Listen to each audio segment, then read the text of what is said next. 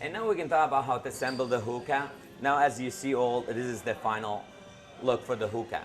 Now Jim Barris, you're going to show you how to take it apart and put it together so you can have an idea what the hookah is. Now this is the top, the coil that would hold the tobacco in. This one, the blade that hold the ash not falling on the floor.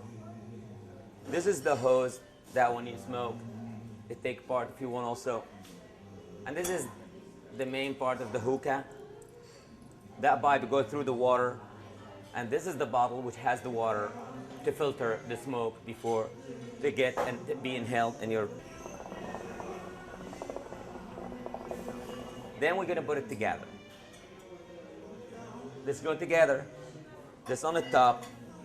You fill up with tobacco. You put it here, and then you use saran wrap, aluminum foil, to cover it, and then the charcoal gonna be on the top.